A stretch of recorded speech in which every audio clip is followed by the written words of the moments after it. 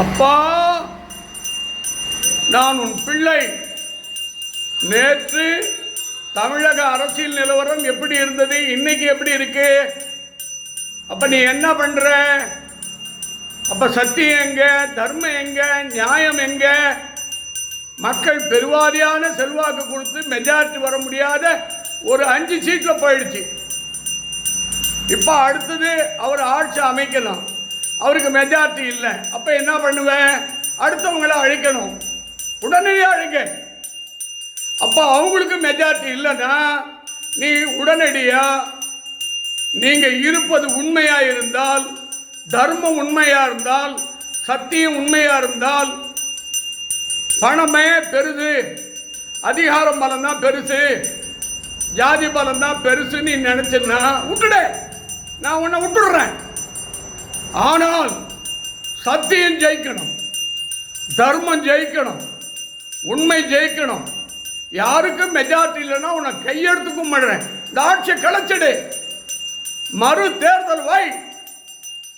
அப்பொழுது தெரியும் யார் செல்வாக்கு உள்ளவர்கள், யார் செல்லாத காசு என்று. அப்போது இறைவன் முடிவு பண்ணுவார்.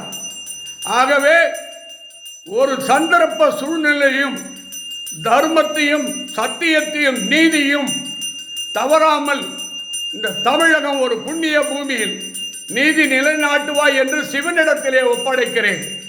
நான் எந்த கட்சியும் சார்ந்தவன் அல்ல. நான் பல பிரதமரோடு பழகினவன், பல ஜனாதிபதியோடு பழகினவன், பல முதல்வர்களோடு பழகினவன், பல கவர்னரோடு சாப்பிட்டேன். ஏன் கவர்னர் காரிலே சென்றிருக்கிறேன், கர்நாடகா கவர்னர் சதுர்வேதி காரிலே சென்றிருக்கிறேன். அதனால் இந்தியாவில் எனக்கு உச்ச நீதிமன்ற ஓய்வு பெற்றவரும் தெரியும், தமிழ்நாட்டினுடைய தலைமை நீதிபதி ஓய்வு பெற்ற நீதிபதியிலிருந்து இப்போ இருக்கக்கூடிய நீதிபதியும், பல டிஜிபி, பல சீஃப் செக்ரட்டரி எனக்கு தெரியும். சட்டமும் தெரியும், நியாயமும் தெரியும். இந்தியாவே இங்கு வராத மடாதிபதிகள் உண்டா? சந்தராசாமி வரலையா? பாலகங்காதர சாமி வரலையா? தமிழ்நாட்டுடைய அனைத்து மடாதிபதிகளும் வந்திருக்கிறாங்க.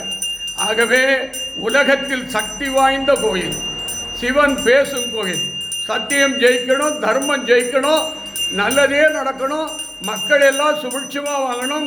ஏழையிலிருந்து, ஒரு கூலி தொழிலாளியிலிருந்து, விவசாயிலிருந்து, சிறு தொழிலதிபர்லேருந்து பெரும் தொழிலதிபர் வரைக்கும் நியாயம் கிடைக்கணும், தர்மம் கிடைக்கணும், உண்மை கிடைக்கணும். ஒருத்தரும் மற்ற மனுஷனை அழிக்கிற வேலையை விட்டுட்டு அதுக்கு சரியான பாடத்தை போட்டுப்பார். தர்மம் ஜெயிக்கட்டும், சத்தியம் ஜெயிக்கட்டும்.